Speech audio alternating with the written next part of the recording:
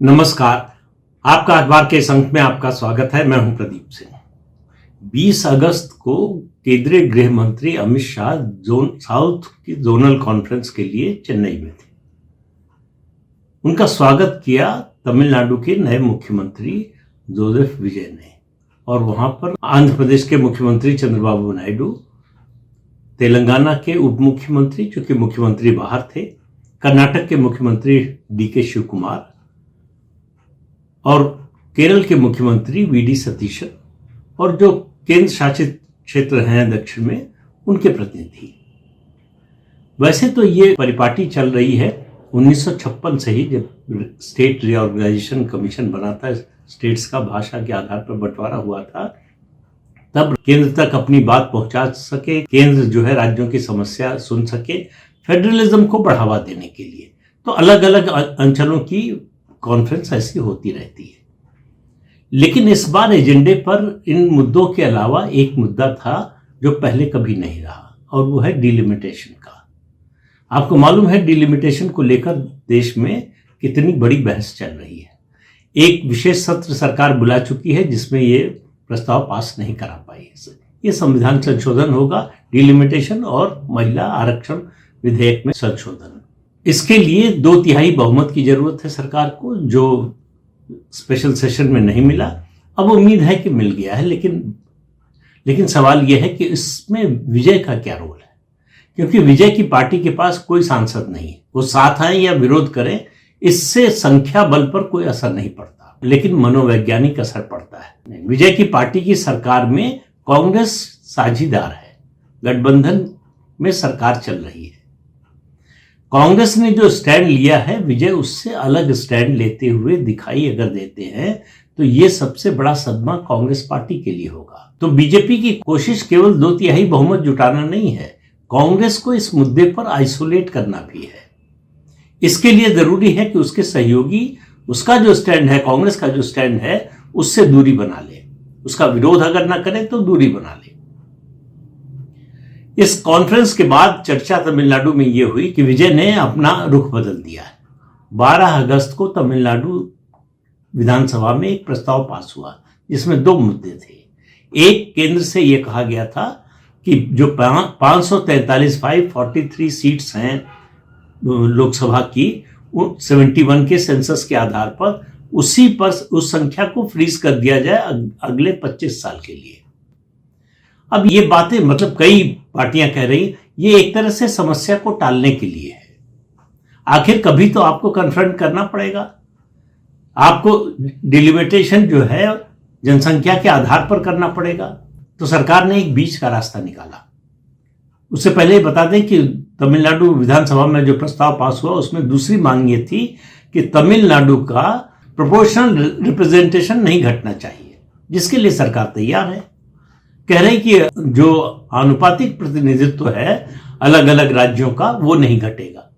तो नए फॉर्मूले में जब 816 सीटें हो जाएंगी लोकसभा की, तमिलनाडु के पास जो अभी 39 सीटें हैं उसका कोटा बढ़कर 59 सीटों का हो जाएगा, 59 का।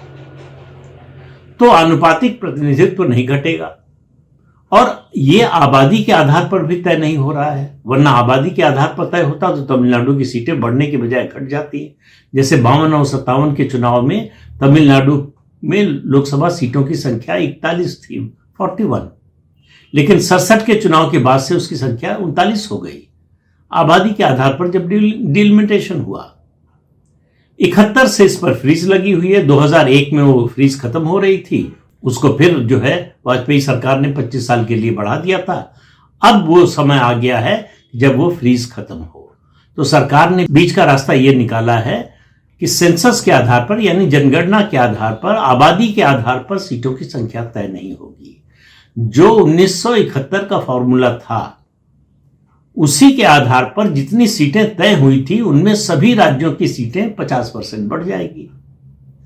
तो इस बातचीत में, इस कॉन्फ्रेंस में विजय के विरोधियों ने आरोप लगाया कि उन्होंने कॉम्प्रोमाइज कर लिया और केंद्रीय गृह मंत्री अमित शाह के सामने सरेंडर कर दिया। क्यों? क्योंकि उन्होंने कहा कि उन्होंने आनुपातिक प्रतिनिधित्व की तो बात की, लेकिन 543 की बात नहीं की कि 543 सीटों की संख्या को फ्रीज कर दिया जाए। बाद में विजय ने सफाई दी, वो तो हमारी पहली मांग है, उसको कैसे छोड़ सकते हैं। लेकिन विजय के यानी तमिलनाडु की जो इस समय की सरकार है उसके रुख में एक बदलाव दिखाई दे रहा है। तो भारतीय जनता पार्टी की जो कोशिश है 2/3 बहुमत जुटाने की, उसमें तो लगता है वो काफी आगे निकल चुकी है, शायद 2/3 बहुमत जुटा भी लिया है। अब वो एक वातावरण बनाना चाहती है कि कांग्रेस और कुछ और पार्टियों के अलावा सब पार्टियां इससे सहमत है। कांग्रेस को अलग थलग करना, कांग्रेस को अकेले दिखाना, ये बीजेपी का इस समय लक्ष्य दिखाई दे रहा है। अभी इस बारे में कोई फैसला नहीं हुआ है कि इसके लिए सरकार कोई विशेष सत्र बुलाएगी संसद का या नहीं, या फिर ये मुद्दा जो है संसद के शीतकालीन सत्र में आ। तो सवाल यह है कि तमिलनाडु को ऐतराज क्यों है। ये बात एक समझिए कि दक्षिण के राज्यों में लोकसभा सीटों की संख्या के मामले में एक समय आंध्र प्रदेश सबसे बड़ा राज्य था, वहां से लोकसभा की 42 सीटें आती, लेकिन आंध्र प्रदेश के विभाजन के बाद वो कम हो गया। अब आंध्र प्रदेश की 25 है और 17 जो है वो तेलंगाना की लोकसभा सीटें हैं। तो अब दक्षिण में सबसे बड़ा लोकसभा सीटों की संख्या की दृष्टि से तमिलनाडु हो गया है। लेकिन तमिलनाडु में सीटों की संख्या बढ़ रही, सभी राज्यों में बढ़ रही है, 50% बढ़ रही है, और सरकार ये लिखित में देने को तैयार है। जो संविधान संशोधन विधेयक आएगा उसमें ये लिख कर देने को तैयार है, और ये भी कह रही है कि आनुपातिक जो प्रतिनिधित्व है वो घटेगा नहीं। नए फॉर्मूले के अनुसार दक्षिण का, खासतौर से तमिलनाडु का आनुपातिक प्रतिनिधित्व थोड़ा सा बहुत मामूली है, लेकिन बढ़ जाएगा, कम नहीं होगा। फिर तमिलनाडु को चिंता क्या है? तमिलनाडु एक तरह से प्रतिनिधित्व कर रहा है सारे दक्षिण के राज्यों का। दक्षिण के राज्यों को डर यह है, खासतौर से भाजपा के सत्ता में होने के कारण, कि भाजपा का जो समर्थक वर्ग है, जो उसे राजनीतिक समर्थन मिलता है, वो उत्तर भारत में, पश्चिम भारत में और पूर्वी भारत में है। दक्षिण के बिना भी उसकी सरकार बनी है। तो अब तमिलनाडु को यह डर है कि ये सीटों की संख्या जब बढ़ेगी, भले ही अनुपात वही रहे, लेकिन दिल्ली में तमिलनाडु की आवाज कम हो जाएगी, यानी दिल्ली की सरकार पर तमिलनाडु का प्रभाव कम हो जाएगा। एक तो उनको चिंता यह है। दूसरे उनको है कि तमिलनाडु और दूसरे दक्षिण के राज्यों की सीटों की संख्या बढ़ रही हो, जो कि सभी प्रदेशों की बढ़ रही है, तो वो अब जो स्थिति होगी, अगर ये फॉर्मूला लागू हो जाता है, तो उत्तर भारत और पश्चिम भारत और पूर्वी भारत का दखल बढ़ जाएगा या उनका प्रभाव बढ़ जाएगा। एक तो दिल्ली में सरकार बनाने में दक्षिण भारत की भूमिका पहले की तुलना में कम हो जाएगी, उनको ये लगता है। दूसरा, जिसके बारे में कोई बोलता नहीं है, जिसके बारे में कहता नहीं है कोई, लेकिन मन में जो डर है कि फिर दक्षिण भारत से कोई प्रधानमंत्री बन सकता है, इसका रास्ता बंद हो जाए, क्योंकि दक्षिण भारत के बिना बाकी राज्यों की जो संख्या होगी लोकसभा सीटों की, उसमें जिसका बहुमत होगा उसकी सरकार बनेगी और वही प्रधानमंत्री बनाएगा। तो ऐसे में दक्षिण और खासतौर से तमिलनाडु से भविष्य में कोई प्रधानमंत्री बन सकता है। हालांकि आज तक कोई तमिलनाडु से प्रधानमंत्री बना नहीं है। जब ये नया फॉर्मूला नहीं आया है, पुराना फॉर्मूला ही चल रहा है, तब भी तमिलनाडु से कोई प्रधानमंत्री नहीं बना है अभी। इसलिए ये जो डर है, उनको लग रहा है कि ये स्थायी हो जाएगा। अभी संभावना बनी रहती है। इस नए फॉर्मूले के बाद, संविधान संशोधन के बाद, ये डिलिमिटेशन के बाद, इस संभावना के द्वार भी बंद हो जाएंगे, लेकिन ये सीधे सीधे कह नहीं सकते। इसलिए बहाना ये बनाते हैं कि भाई हमने जो परिवार नियोजन की योजनाएं थी केंद्र सरकार की, उनको ईमानदारी से लागू किया, ठीक से लागू किया, इसलिए हमारी आबादी नहीं बढ़ी, तो इसकी हमको सजा नहीं मिलनी चाहिए। ये बात फ्रीज करते हुए 71 में यही बात कही गई थी केंद्र सरकार की ओर से कि जो राज्य अपनी आबादी नहीं बढ़ाएंगे, उनको प्रतिनिधित्व देते समय लोकसभा में इसके लिए पनिश नहीं किया जाएगा। उन्होंने अपनी राज्य की आबादी बढ़ने नहीं दी।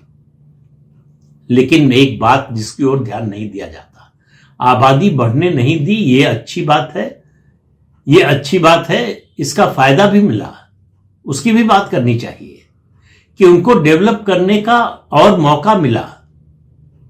आबादी कम होने के कारण उन पर जो मानव संसाधन का बोझ है वो कम पड़ा। दूसरे राज्यों के लोग जिनकी आबादी ज्यादा थी, वो इंडस्ट्री चला रहे हैं इन दक्षिण के राज्यों की, खासतौर से तमिलनाडु की बात करें। तमिलनाडु की इंडस्ट्रीज बंद हो जाएंगी अगर उत्तर भारत और पश्चिम भारत के जो कामगार हैं, जो मजदूर हैं, वो वहां से चले आए। इसका आपको लाभ भी मिल रहा है कि बिना जो है परमानेंट लाइबिलिटी के आपने एक एसेट क्रिएट कर लिया है। लेकिन इसकी बात तमिलनाडु या दक्षिण के राज्य नहीं करते, क्योंकि असली मुद्दा यह है नहीं। असली मुद्दा है कि दिल्ली की सत्ता में उनकी आवाज कम होती जाएगी। अभी इस नए फॉर्मूले के बाद और कम हो जाएगी, और दिल्ली में सरकार बनाने के लिए उनकी भूमिका की प्रासंगिकता खत्म हो जाएगी। मतलब उनकी संख्या बल जो भी हो, कोई एक पार्टी अगर सभी सीटें जीत जाए, अभी दक्षिण भारत से 131 लोकसभा सीटें आती हैं, इस नए फॉर्मूले के बाद 195 हो जाएंगी। लेकिन उसके बाद भी जो है 421 सीटें बचती हैं, और 816 में 409 चाहिए आपको बहुमत के लिए। तो आप समझ सकते हैं, और ऐसा तो होगा नहीं कि कोई भी पार्टी, चाहे भाजपा ही सत्ता में हो या कोई और पार्टी आ जाए, उत्तर भारत की आ जाए, उसको दक्षिण के किसी राज्य में कोई सीट ही नहीं मिलेगी। तमिलनाडु के लोगों को इस बात से ज्यादा परेशानी है। कर्नाटक को परेशानी नहीं है, आंध्र प्रदेश को परेशानी नहीं है, तेलंगाना को परेशानी नहीं है, केरल को परेशानी नहीं है। परेशानी है केवल तमिलनाडु को, क्योंकि वो अपने को विशिष्ट और श्रेष्ठ मानते हैं। उनका दावा है कि उनकी संस्कृति अलग है, उनकी भाषा अलग है। अब उस बहस में नहीं जाते हैं, लेकिन इतना तो तय है कि इस नए फॉर्मूले के बाद यह सच है कि दक्षिण के राज्यों का, खासतौर से तमिलनाडु का प्रभाव दिल्ली की सत्ता पर कम हो जाएगा। लेकिन अब डेमोग्राफी ही ऐसी है, भौगोलिक स्थिति ही ऐसी है। 1941 की जो जनगणना हुई थी, उस समय मद्रास प्रेसिडेंसी थी, उसकी आबादी 5 करोड़ थी। मद्रास प्रेसिडेंसी में उस समय आज के तमिलनाडु के अलावा केरल, कर्नाटक और आंध्र प्रदेश भी आता था। फिर भाषाई आधार पर जो है राज्य बने, तो ये सब राज्य अलग हो गए। अब तमिलनाडु अपना वही वर्चस्व चाहता है जो मद्रास प्रेसिडेंसी के समय था।